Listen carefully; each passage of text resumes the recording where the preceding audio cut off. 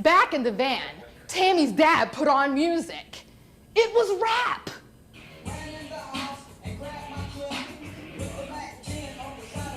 I couldn't believe it. My dad would never listen to this. He thought it was degrading to black people.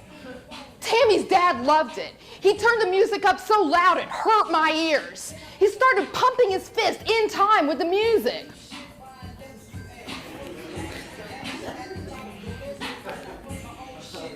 Tammy was embarrassed. I was in shock. Adults weren't supposed to act like this.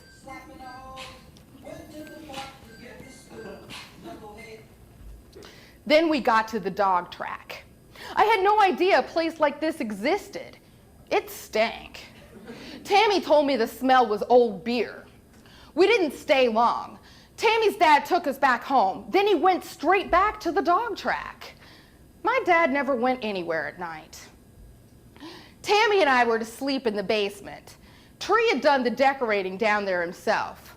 It consisted of nothing but a shag carpet on half of the concrete floor, an old pull-out couch, another TV with golden wood paneling, and a huge velvet Kunta Kinte painting that Tammy and I could not get enough of. That night, Tammy and I watched HBO and made up a dance to MC Hammer.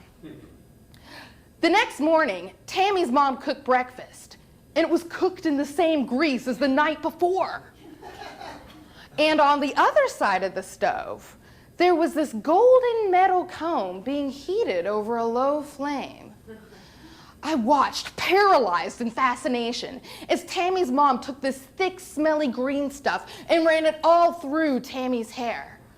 I watched as she took the metal comb, and with each combing, Tammy's hair magically became straight.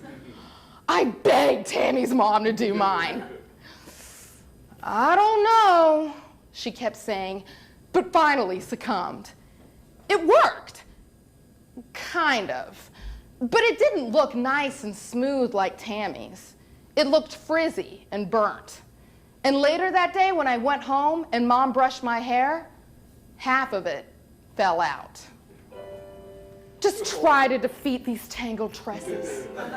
It breaks banana clips, combats combs, springs up in defiance at anything that tries to hold it back.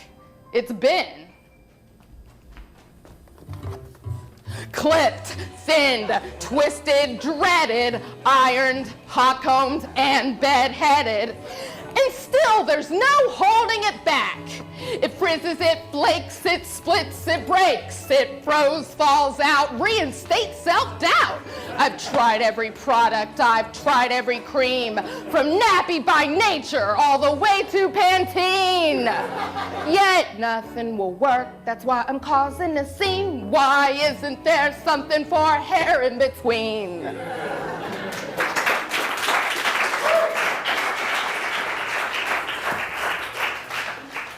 Oddly enough, I felt really at home at Tammy's. Even though it was totally different than my house, it was a place where I could completely be myself. I had nothing to hide, not even my dad.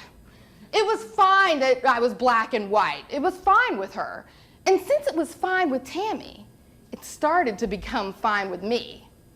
And much to my dad's intense delight and amazement, I started exploring my black side.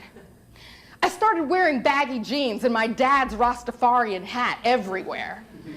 I attempted braids in my hair. And now, instead of Axl Rose, I was pretty sure I was gonna marry either Millie or Vanilli. My dad saw what was going on and one day took me aside and said, "I think it's time I taught you how to do the soul shake." Now, this is a throwback from the 60s. A lot of kids your age will be doing it, but they won't know what it means. If ever a black person comes up to you and shakes your hand like this, it means I greet you in brotherhood, I greet you in peace. I was in. For the rest of that day, all me and my dad did was practice the soul shake. The summer I was 12, my dad took me and Tammy to the Multicultural Festival, which meant Black Festival. And Tammy and I ate chicken, and corn on the cob. And we danced around to all the rap groups that were playing there. And everyone I met there, I would greet with a soul shake. And there, when people would ask me, "What are you?" I would say, "Black." Then I'd usually get a look and feel forced to add, "And white." Nevertheless, it was some of the most fun I've ever had.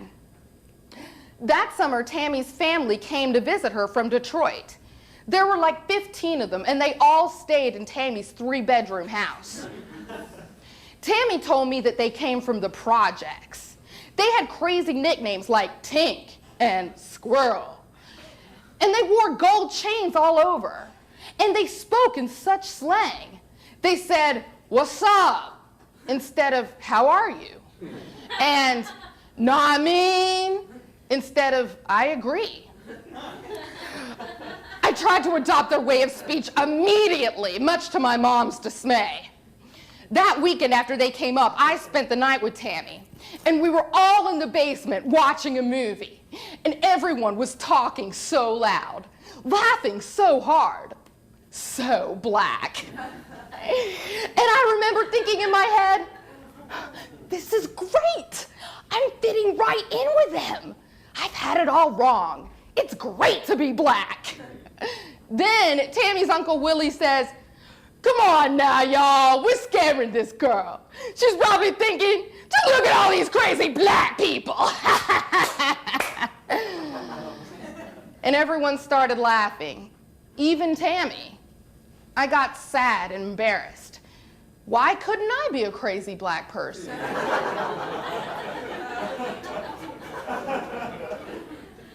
Not black enough. I wasn't fooling anybody. I sat quietly for the rest of the movie, this time asking myself the question, what am I?